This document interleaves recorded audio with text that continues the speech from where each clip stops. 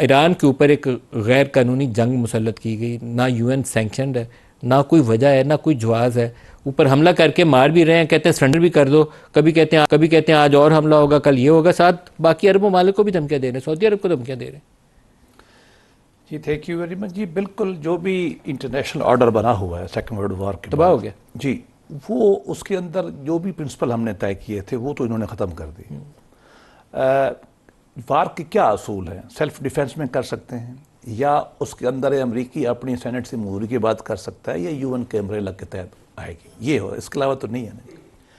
بدقسمتی سے مغربی تہذیب نے ترقی کر کے جو اصول بنائے تھے یا ہمیں تہذیب سکھانے کے لیے آتے تھے وہ تو انہوں نے میڈیا میٹ کر دی۔ اس کی ایک مثال آپ نے دے دی۔ میری معلومات کے مطابق 185 بچیاں ہیں جو اعلان ہوئے، 100 نہیں ہیں جو شہید ہوئی ہیں، اور یقین کریں جس دن کو انہوں نے کافن دکھائے تھے نا، میں دیکھ نہیں سکتا تھا۔ بھارت جیسے بھی ہوں، چاہے امریکہ کی بھی مرتی ہمیں پھر بھی دکھ ہوتا، لیکن بہرحال مجھے یاد ہے کہ قرآن مجید کی آیت جو آتی ہے نا کہ بِأَيِّ ذَنبٍ قُتِلَتْ، میدان محشر میں چھوٹی بچی پوچھے گی اے خدا مجھے بتایا جائے کہ مجھے کیوں مارا گیا تھا۔ غالباً ایسے موقعوں کے لیے آیاتیں آتی ہیں۔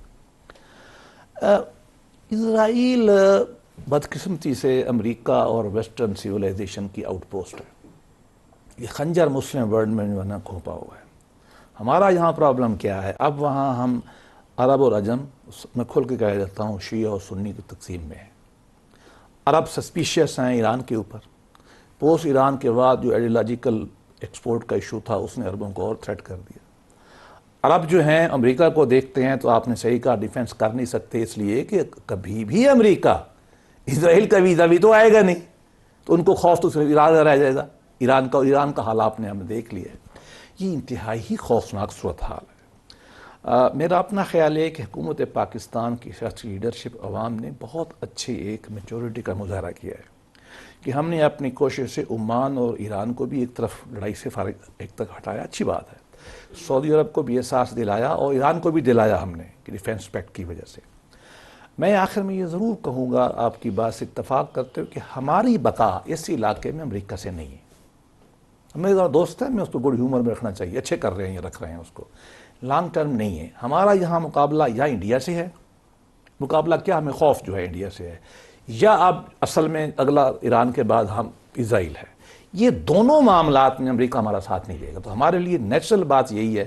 میں آپ کو انڈورس کرتا ہوں کہ سعودی عرب سے ہم نے کر بھی لیا، اعلان بھی کیا، بھی ترکیہ کو بھی لا رہے ہیں، آ جانا چاہیے۔ چائنا شاید نہ آئے، لیکن جتنا بھی قریبی، چائنا رشیا کو بھی جتنا قریبی ہم کر سکتے ہیں ایس سی او کی معرفت لائیں، اور اگر اس میں انڈونیشیا بھی آتا ہے تو اس کے بھی مفید، اس کی اور وجوہات ہیں۔